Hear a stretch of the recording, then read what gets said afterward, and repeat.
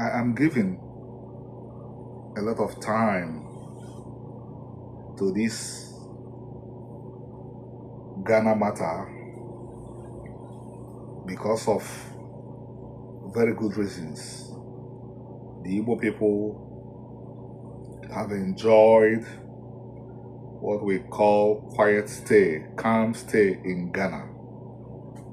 We have never had that the Igbo people were targeted in Ghana despite the machinations and the efforts of anti-Semites.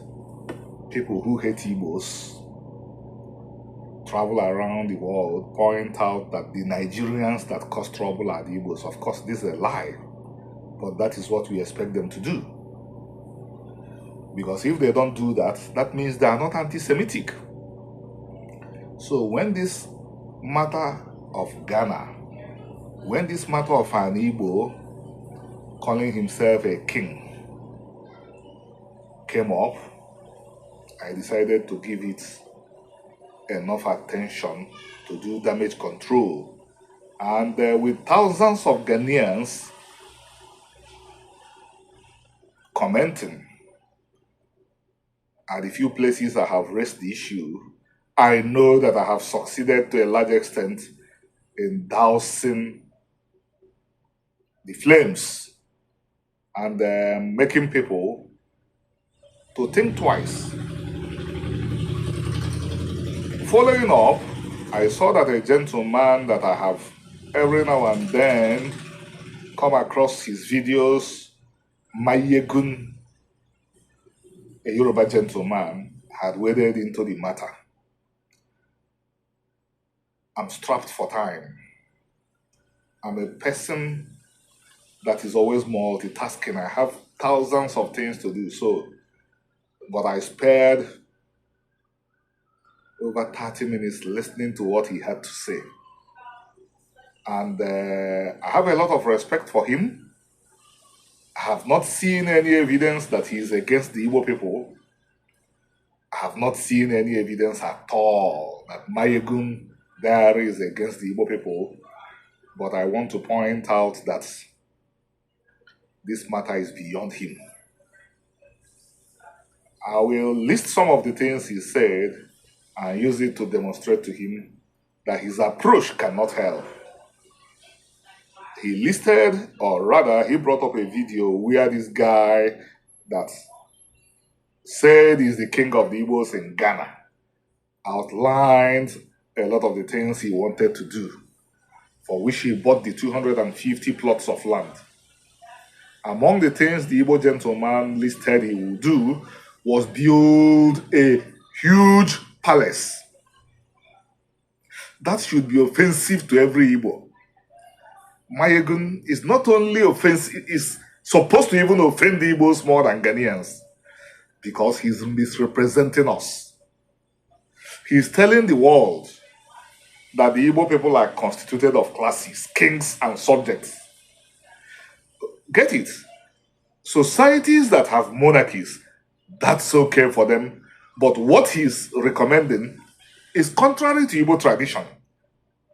It's not us. So he will build a huge palace where he would reign, which will be his palace, of course, where he will be the king of the Igbos in Ghana. After he lives and dies, his children will take over. Be they male or female, they will be king or queen, and the other Igbos in Ghana will be his subjects. That is number one. This is supposed to offend the Igbos before him. And people like me have complained. For years I have complained that if you call yourself a king among the Igbos, what you are telling us is that you are a king and the other Igbos are your subjects. And this is not who we are. This is contrary to the Igbo culture. Then he listed a lot of other things that are also repugnant to Igbos. He mentioned the Igbos that will be given streets there. He mentioned Dumbakwe, who deserves to be honored by Igbos. He mentioned Azikiwe, who inspired even Nkrumah, who rightfully should be honored as the father of modern Africa. And then he mentioned his father. I mean, all this mark of megalomania.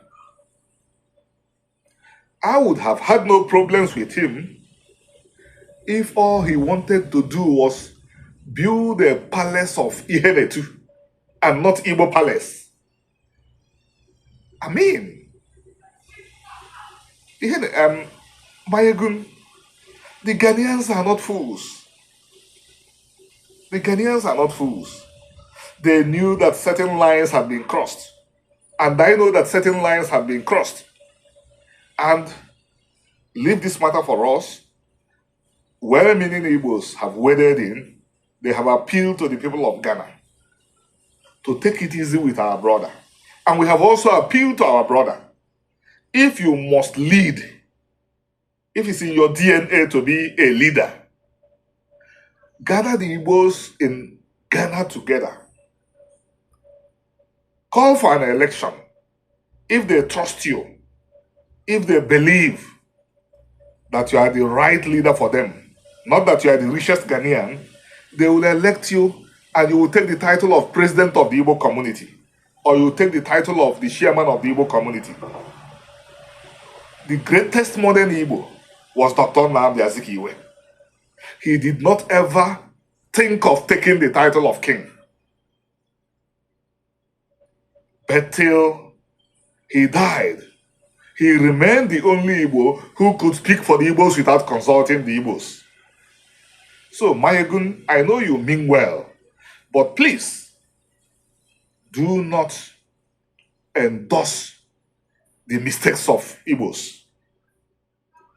You are a journalist. Journalists are supposed to be anthropologists.